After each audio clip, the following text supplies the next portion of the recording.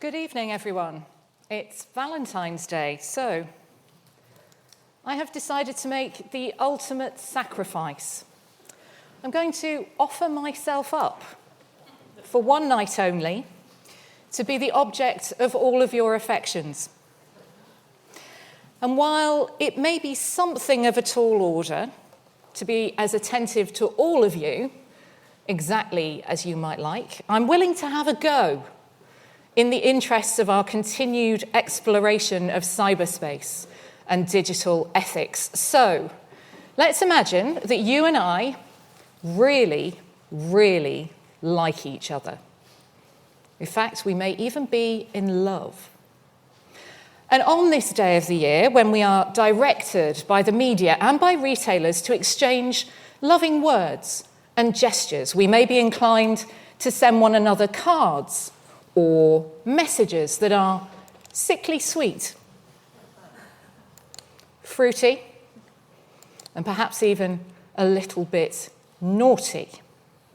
The mood may be enhanced with music and lighting, but rather spoiled by the thought that messages intended only for one other person might be read by someone entirely different. We may not want our parents, our siblings, or our children to see these for fear of embarrassment. So, how might we feel about them being intercepted by the government or read by an employee of a social media company? Hold that thought. For thousands of years, people have practiced the art of cryptography, and that's writing in code or cipher to keep their communications secret. They've also practiced the science of encryption, which is how we encode that information. According to the Roman historian Suetonius, Julius Caesar used a substitution cipher, which shifted the letters of the plain text of his communications one by one. So Suetonius records that if he, Julius Caesar, had anything confidential to say, he wrote it in cipher. That is, by so changing the order of the letters of the alphabet that not a word could be made out. If anyone wishes to decipher these, Suetonius says, and get at their meaning, he must substitute the fourth letter of the alphabet, namely D, for A, and so with the others. Now, incidentally, there may be some of you who are a bit eagle-eyed, some of the classicists in the room as well, and you're wondering why A and B are repeated at the bottom right. That is, of course, because the Roman alphabet had only 23 letters. Over time, these substitutions became more complex. So, for instance, the Playfair cipher used by the British military in the early part of the 20th century split messages into pairs of letters that were then swapped according to their positions in a 5x5 grid. So, a short message like hi, H, I becomes K, E, K. Now, there's a problem with this kind of encryption, which they call symmetric encryption. It's one which uses the same private key to encode and decode the data. And that problem is that once you know how the substitution is made, you can crack the whole message. And if the substitution instructions are not changed regularly, you can read all other messages encrypted in this way. In the Second World War, German forces famously used Enigma rotor machines like this one to perform consecutive rounds of substitutions electromechanically. The code was changed daily, and on some days, 5,000 intercepted messages came into Bletchley Park here in the UK, now the site of the National Museum of Computing. But that gives an indication of the enormity of the task facing those cryptanalysts and the importance of another electromechanical device, the bomb, in decrypting at such a large scale. In the latter half of the 20th century, Digital encryption became the dominant method for concealing text, and its success has been due largely to the increasingly complex algorithmic calculations that computers could quickly perform over and above using pen and paper or rotor machines. And internationally recognized standards developed for encryption algorithms that comprised multiple rounds of substitution using keys of ever longer bit length in binary code. So, for example, the Advanced Encryption System, AES, uses multiple rounds of encryption with 128-bit, 192-bit, or 256-bit keys. And the Rivest Shamir Edelman, RSA, uses variable keys between 1,024 and 4,096 bits in length. Digital encryption has also increasingly relied on public key exchange, what's known as asymmetric encryption. So let's break that down a bit. This key exchange scheme, which was published by Whitfield Diffie and Martin Hellman in 1976, is widely used to secure internet communications. And it allows two parties who aren't previously known to each other to generate a pair of keys, one public and one private.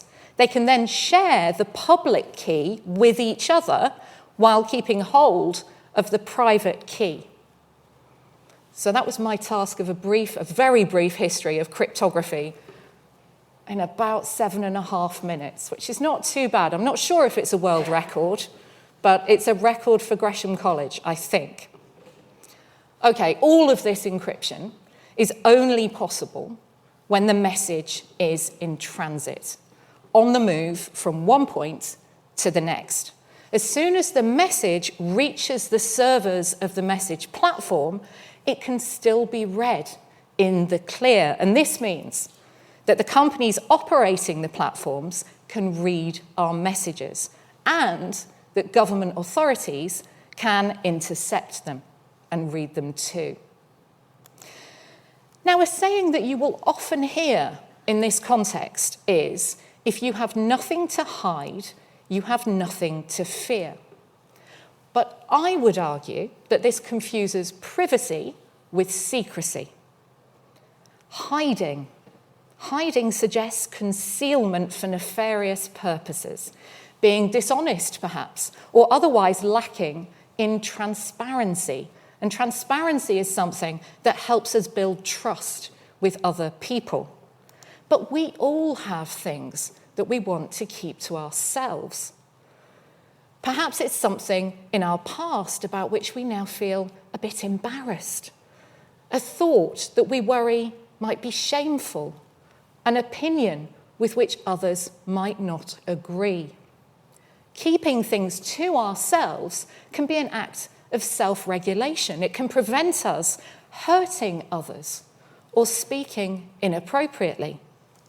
We may be asked to keep secrets for or about other people in order to protect them.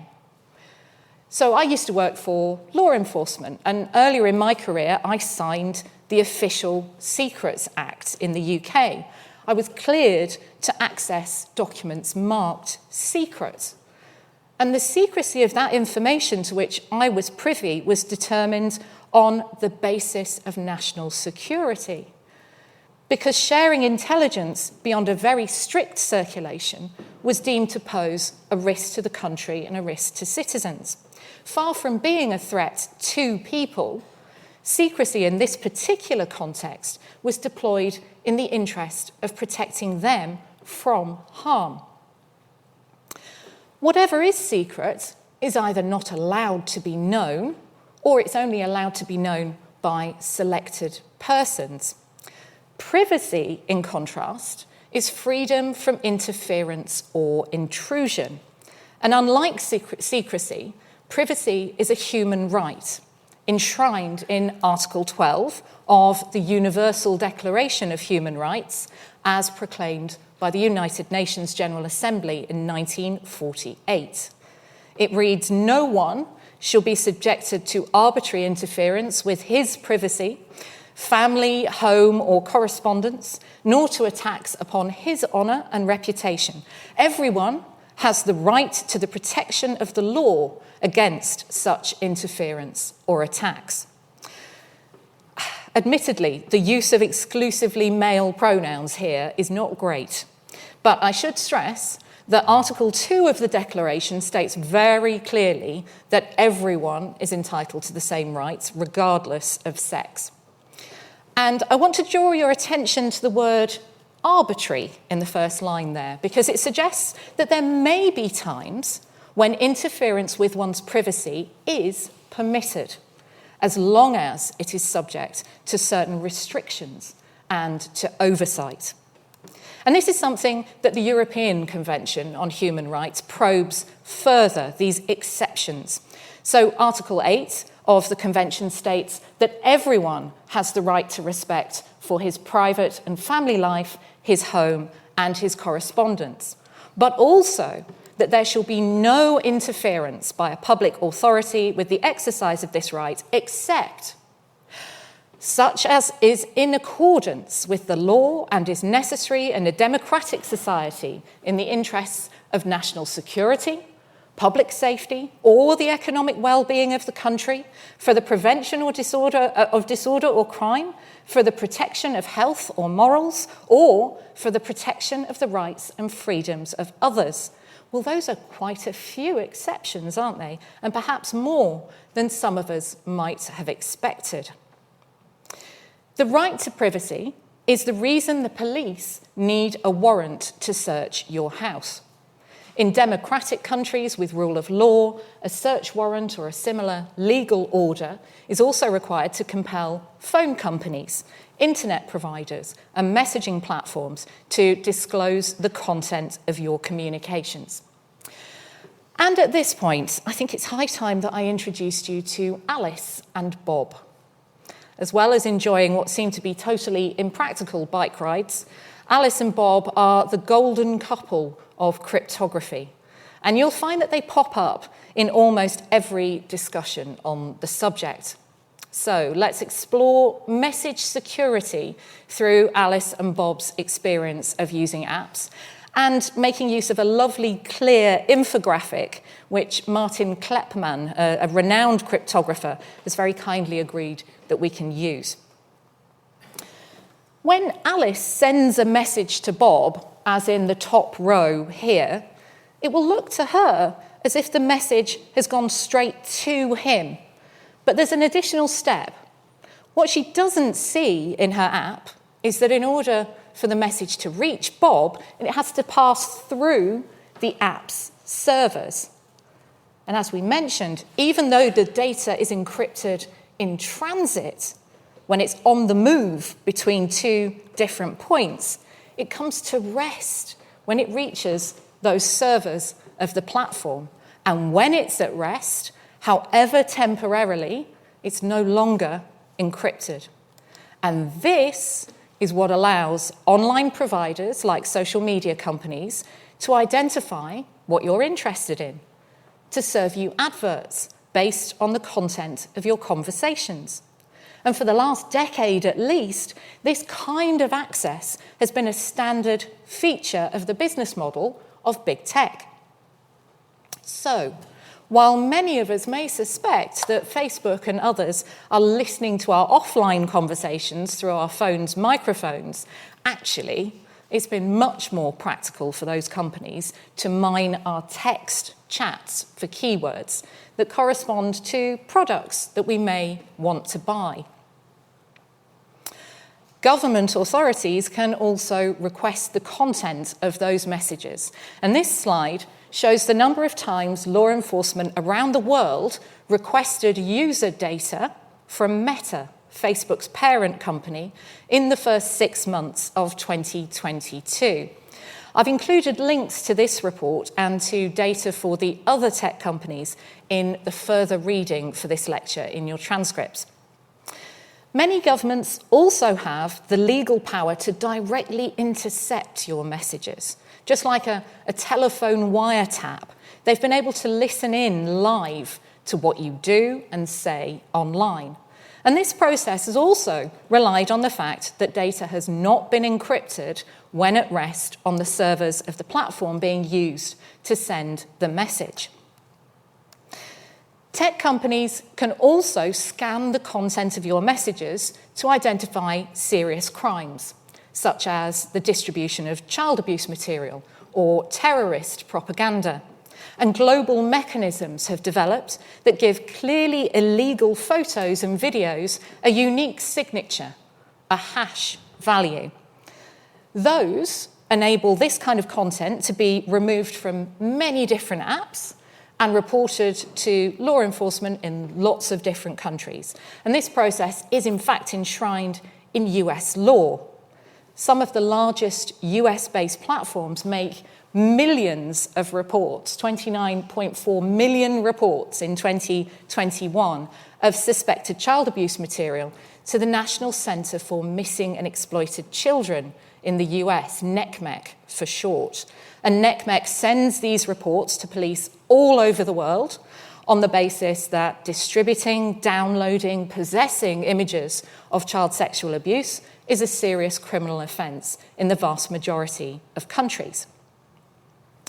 However, information that is plain text, that is unencrypted, is also vulnerable to criminals.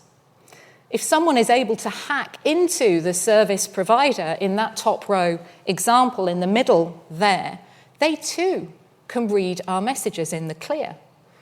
Information such as dates of birth, home addresses, credit card numbers, bank details, passwords are valuable to the bad guys. So from a security perspective, the next logical step is to encrypt data so that it's unreadable for the entire length of its journey from sender to recipient. And this is known as end-to-end encryption, and it's shown in the middle row.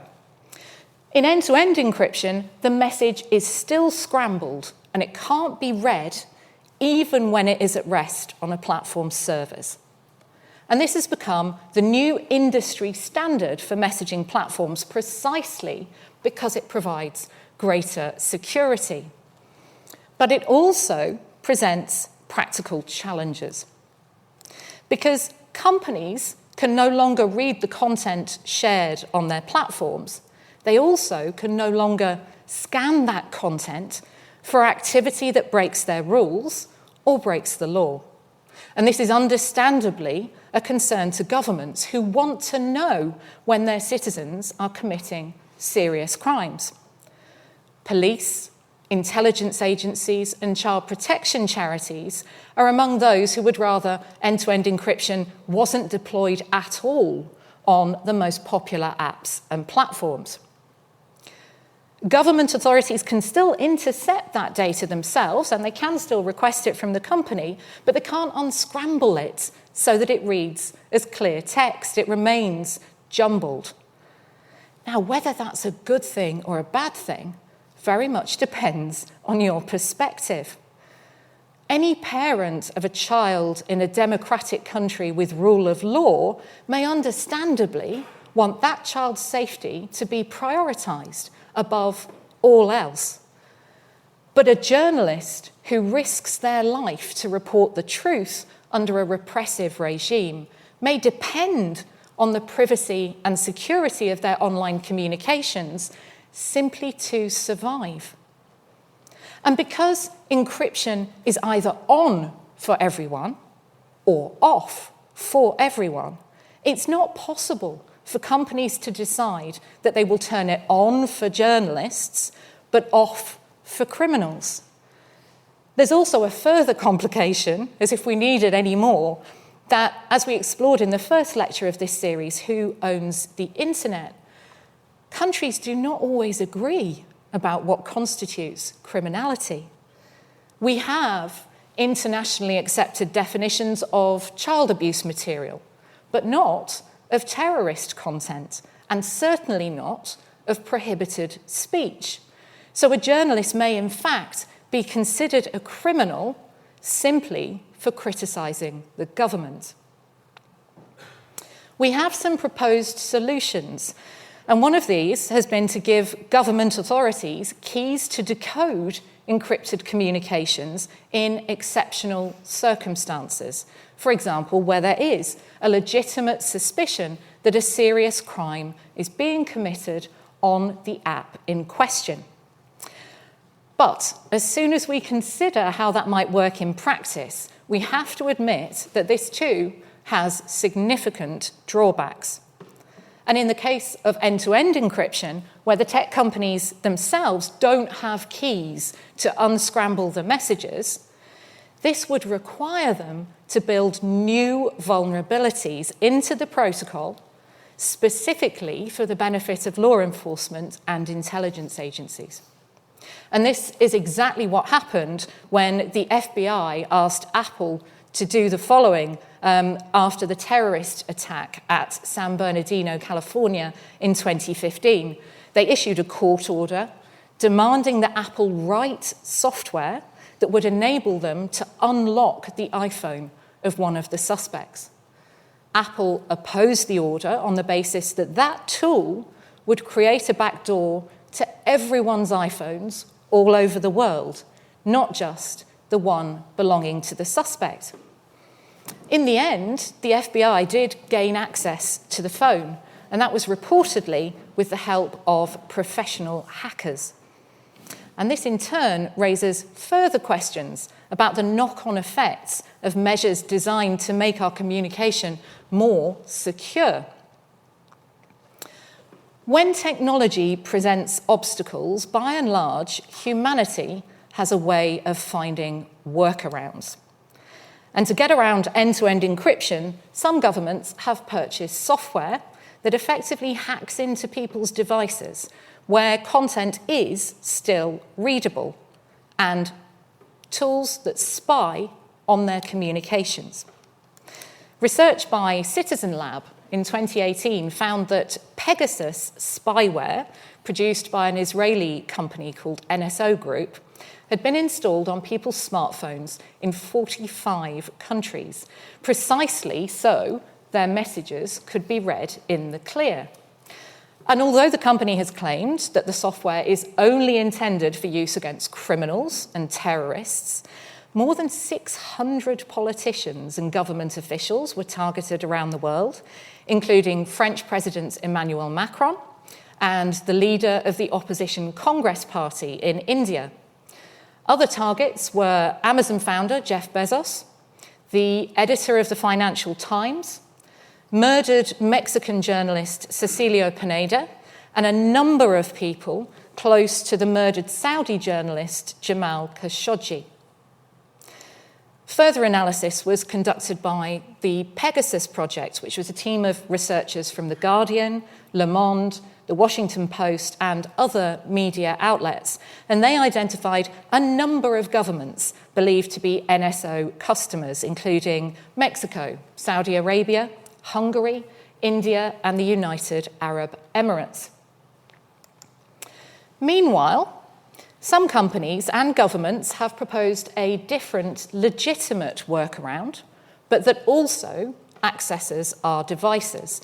This is known as client-side scanning, and it uses the processing power of your phone or tablet to look for known child abuse material. In August 2021, Apple announced that it would use this very approach to scan everyone's camera rolls in their iPhotos. This was met with strong approval from child protection advocates, but absolute consternation from leading privacy campaigners and cryptographers. One of the concerns expressed was that Apple would come under pressure to point the tool at other types of content, such as political speech or anti-government activities. Technology with any kind of backdoor in it is necessarily no longer as secure as it was. And for a backdoor ever to be proportionate, we would need to be assured that governments would never misuse it, that individual law enforcement officers and national security agents have the utmost personal integrity at all times, and that large organisations have perfect oversight and control over who can access their systems and networks. Now, it's impossible for us to be certain of any of these. Different countries have different ideas about what is criminal and what is dangerous. Government authorities all over the world are ultimately made up of humans, and some humans break the rules.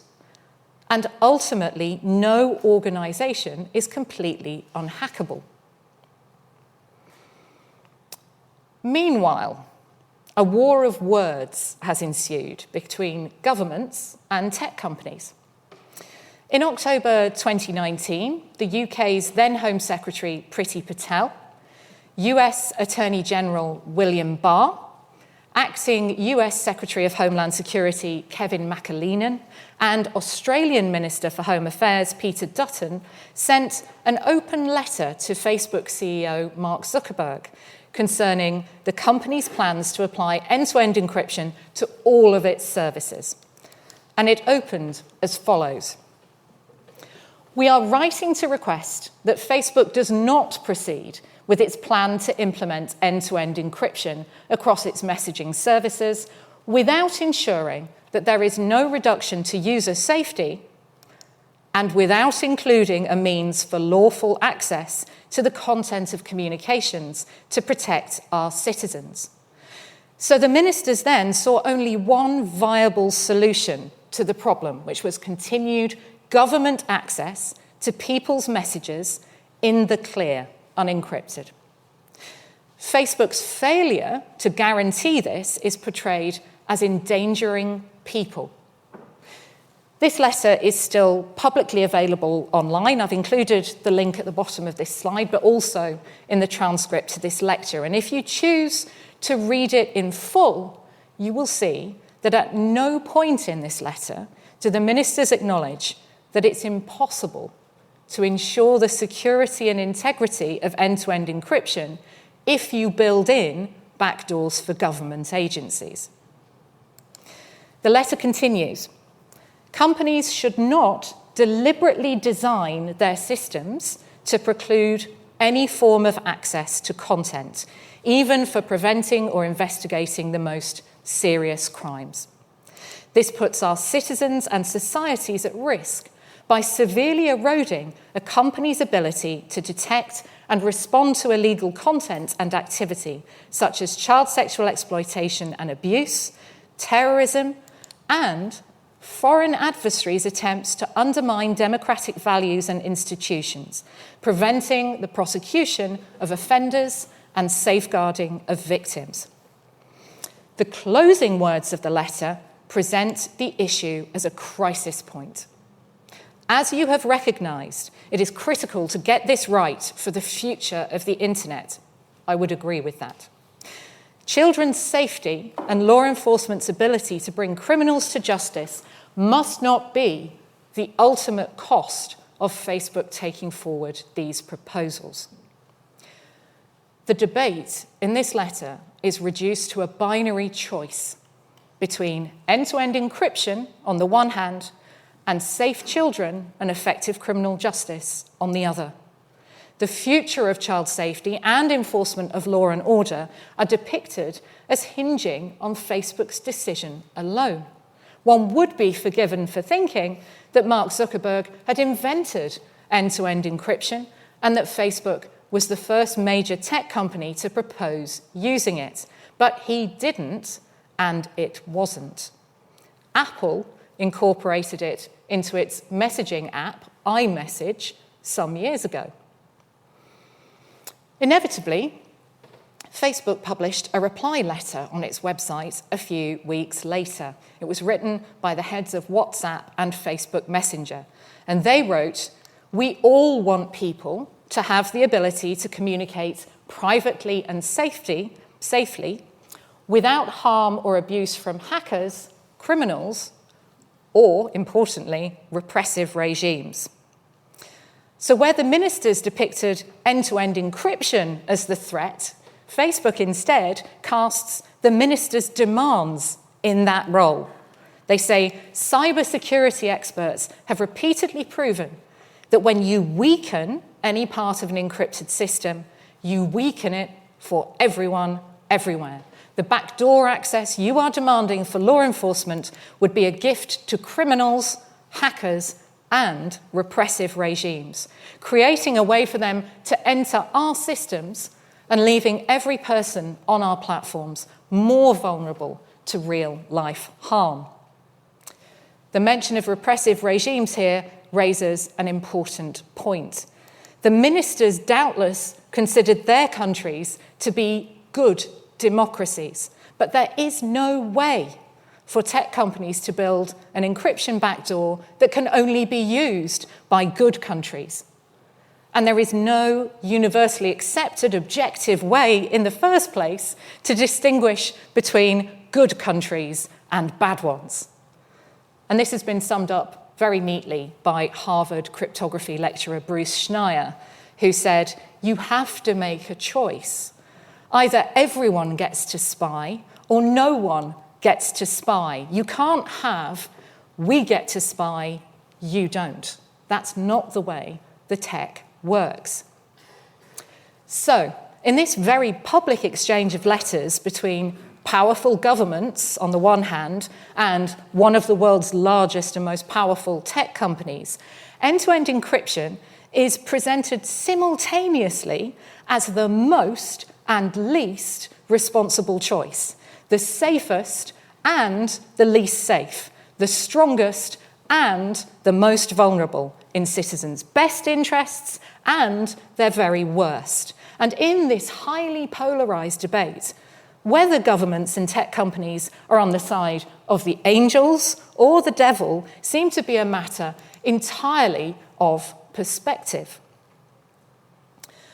Both the ministers and Facebook also presume to speak for citizens, for all of us. But when we actually ask the public what they think, it gives rise to answers that perhaps more accurately reflect the complexity of the moral and ethical choices at stake. There does appear to be some public expectation that online communication should be private. In 2020, the Sun newspaper published an article with the headline, "Booked. Facebook plot to encrypt all chats will help child abusers to hide, former police chief warns."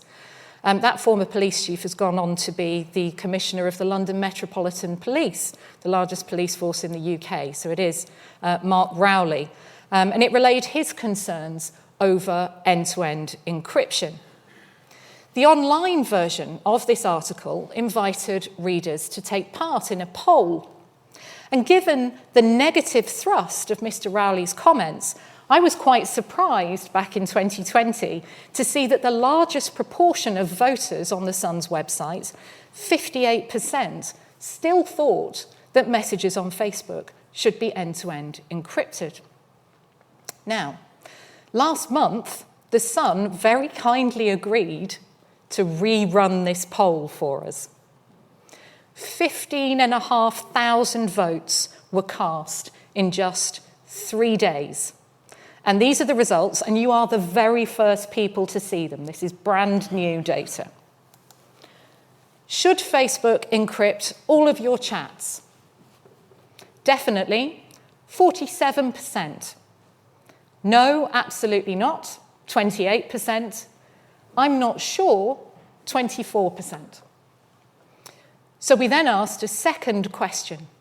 Should the government have access to your online chats? 33,000 votes were cast in just a few days, and the results were as follows. Yes, they should have access to our online chats, 7%. No, absolutely not, 84%. I'm not sure, 9%.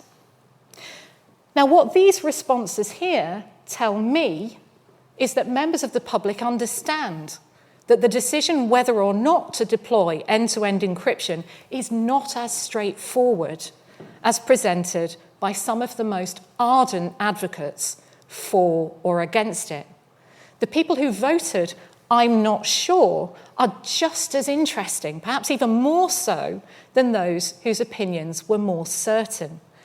Because it is one of the most difficult ethical dilemmas the global community has faced in regard to information technology.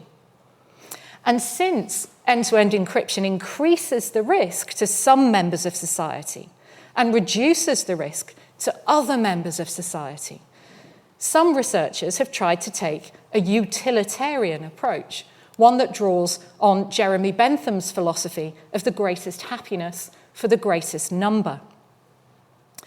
But any attempt that we make at an accurate cost-benefit analysis quickly encounters real obstacles.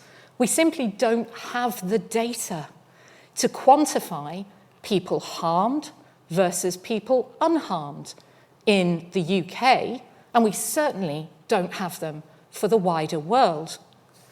Even where we do have partial data, for instance, the reports of child abuse material to NCMEC in the US that I showed you earlier, it's not possible for us to verify the direct impact of end-to-end encryption on those report numbers until it's actually deployed. And it's even harder for us to quantify its impact on the safety of individual children around the world. And besides, the more we go down this route of trying to quantify harm, the more distasteful that endeavour becomes. Insisting on a tally of children harmed is understandably unacceptable to child protection advocates, for whom every single instance of child abuse is one too many. And at the same time, arguments that pit child safety against privacy bully us into an unholy reckoning. They force us into weighing the life of a child against the life of a human rights activist. And as a human, as a citizen, I don't ever want to be put in that position. In fact, I object to it, particularly when the different parties in the debate appear to underplay the fact that end-to-end encryption is a wicked problem. It's one that cannot be solved simply by appealing to logic, ethics, or emotion. So, is end-to-end encryption the best thing ever or the worst thing ever? Well, I maintain that this is the wrong question. Whether secret communications are good or bad depends so much on one's individual perspective and context. For an intelligence agency, secrecy is a good thing. Transparency is a risk. For human rights defenders, that secrecy is seen as counteractive to the greater transparency that's required to hold governments accountable. The ideal response to aim for a balance between operational secrecy and transparency that is sufficiently accountable to the public, while protecting the techniques and assets of those charged with keeping us safe, is no simple feat to achieve. And as soon as we accept that the deployment of secure messaging is not simply a battle of absolute safety versus absolute privacy, we're confronted with the need for key actors to start changing their mindsets. For governments to stop arguing with the laws of mathematics, and for all involved to take a longer view of the potential consequences. According to those polls in The Sun, some of us are comfortable with the idea of government authorities intercepting our text messages or calls, and that's fair enough. But what about our eye movements, our physical gestures, our thought patterns? Because a tool to decode our communications now might also give governments the ability in the future to read encrypted data captured by next-generation virtual and augmented reality platforms, by haptic technology, and by brain-computer interfaces, all of which are already in development. As the data that's collected on us becomes more and more intrusive, the debate will intensify about how that data is processed, stored, and accessed by governments and companies alike. So tech companies will need to find new ways of keeping their users safe and demonstrating how they do that. Among these are tools that empower users to prevent harm. Imagine that. A great example, and particularly apt for today, for Valentine's Day, is Stop NCII, also in the further reading for this lecture. And that enables people to stop intimate images of them being shared on social media and on the wider web without their consent. It empowers them to do that. As for government agencies who have grown used to regular access to the metadata, the traffic data, and the content of our communications, they will need to find new routes for evidencing online crimes, or perhaps return to the old routes, the tried and tested method of using covert human investigators to infiltrate criminal groups.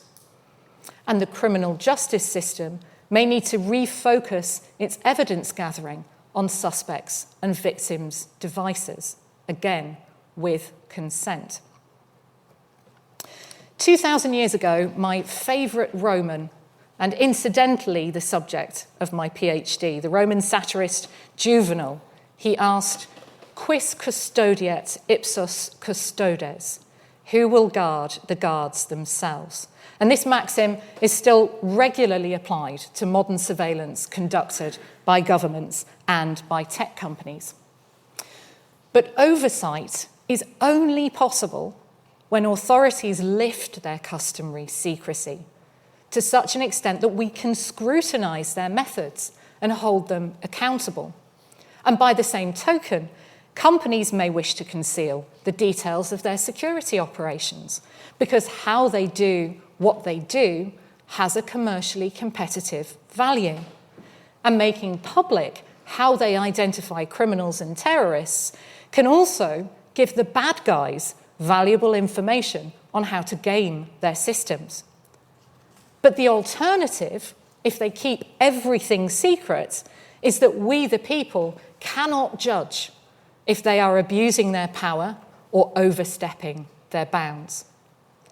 So paradoxically, it may be the very opposite of privacy and secrecy, transparency, that helps us determine how to proceed with securing our communications and overseeing surveillance in the future.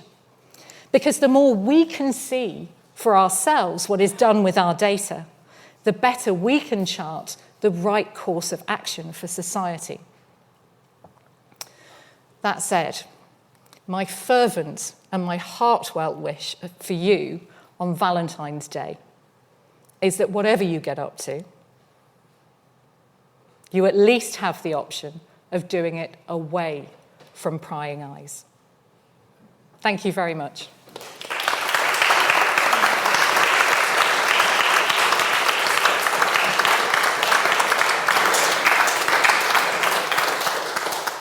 Thank you so much, Professor Baines, for such a fascinating lecture. I've got a couple of questions, actually one question online, and then we'll go to the room in a second. So my first question for you is, we were talking before the start of the lecture about decrypting Mary, Queen of Scots. Yes. Can you tell me the story about why that matters? This is so exciting.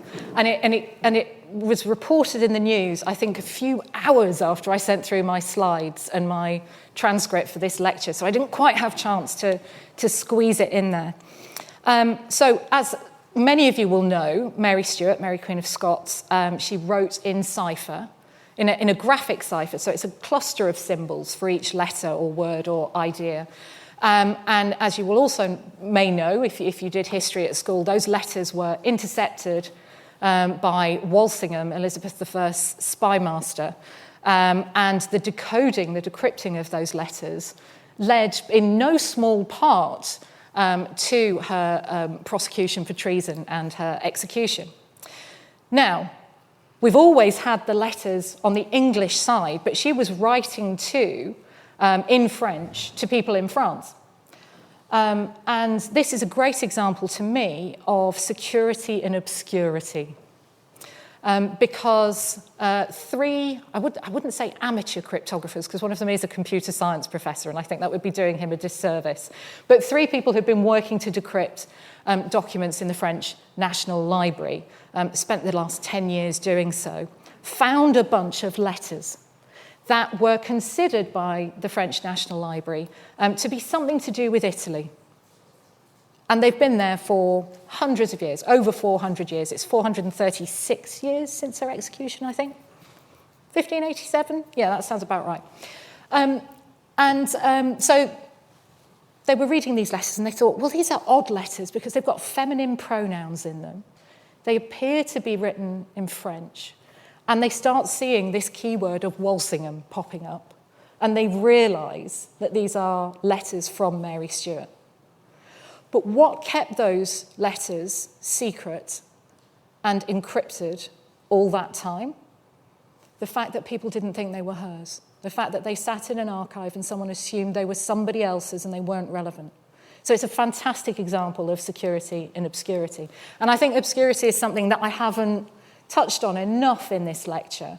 Yes, if you have nothing to hide, you have nothing to fear. But actually, for most of us, if you're not that interesting, your communications are not necessarily going to be flagged as suspicious. And I think a fair point is that when we're scanning for content, and I used to work on the team in Facebook that work with law enforcement, reporting and acting on this kind of content, so I can see all sides of this very, very tricky problem.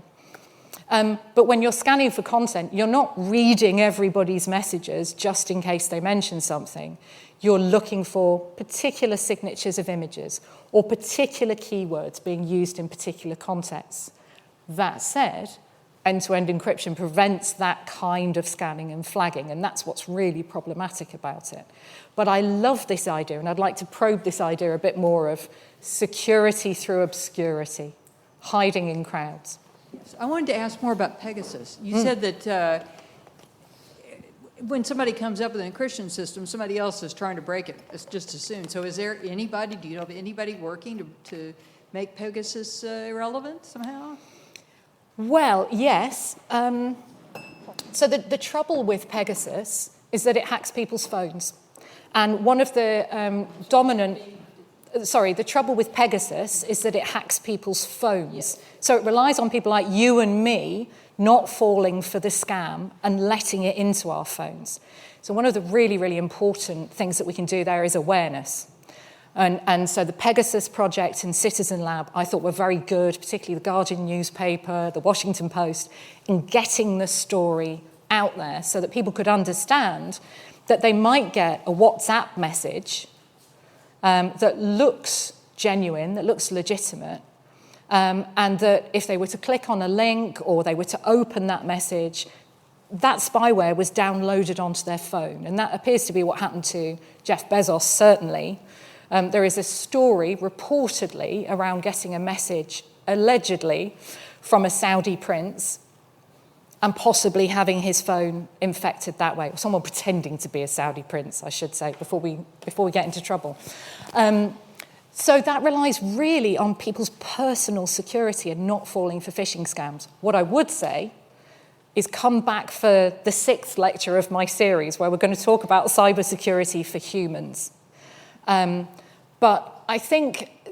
Just getting on Signal enough? Do you have to be on WhatsApp? Or are you just doing So WhatsApp is end-to-end encrypted. Signal is end-to-end encrypted.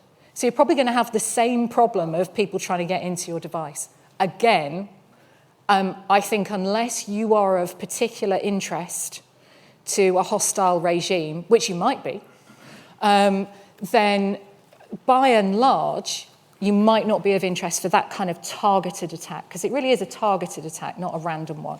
But what we're going to be covering in a later lecture, the last lecture of this year, is looking at how we can all protect ourselves from those kinds of social engineering attacks. Most modern encryption algorithms are variants of the RSA one, which you mentioned earlier. And they rely, as everybody knows, in the inability to decompose the public key, because it is made of very large prime numbers and another number. Yes. However, the NSA has got stunning resources in computing, And what makes you think that they cannot and have not already generated every prime number that is available to the word length and the register combination word length of every machine? And therefore, they can actually do this decryption quite easily. So, there's two things I want to touch on there, and I hope I remember both of them, because I'll be frustrated if I forget the second one.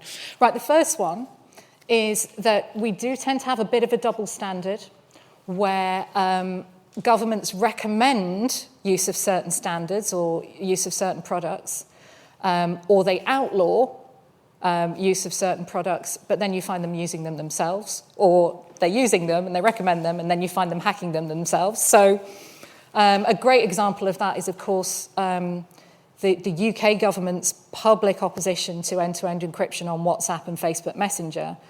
But as you will know, if you follow the news in the UK, the government is being sued by privacy and transparency organisations for using WhatsApp for the secret, confidential business of government, and those messages not being available for scrutiny. So it's a little bit double-edged, I would say. Now, what you're talking about prime factoring, and that brings us into a consideration of quantum computing, which I didn't touch on in the lecture. And so far, we haven't done a lecture on quantum, I don't think, but it may be high time that we do, considering lectures for further series in later years. There's a lot of hype at the moment around a lot of genuine concern as well around the potential for quantum computers to be able to crack RSA and other leading encryption standards. And the trouble with that is that we don't know when quantum computers are going to be able to do that, so we don't quite know when to panic. But as and when those standard algorithms are cracked, we've got a problem. And so now banks, financial institutions, other people, governments, other people who really do need to have secure communications are now looking at quantum safe or post-quantum cryptography, what we have in place to secure communications and data when quantum computers crack our existing algorithms. I wouldn't want to put money on it. And people will... I'm Chris Rees, I'm sorry to drag you into this, but I'm looking at you. I mean, we could have a debate about this for days, I think, about... Some people would say it's 2030 and you need to panic right now. Some people would say, oh, it's more like 2050, and other people would say, well, we've got a good 50 to 100 years before this is a problem. But at least people are showing some foresight and realising it's going to be a problem. At least we're not there and wondering how we're going to react to it. I guess we shouldn't take too long, Victoria. I was going to ask about quantum, but as you've kind of answered it, would you like to comment on the use of AI in encryption? Oh, gosh. Help me out here, Chris. In what respect?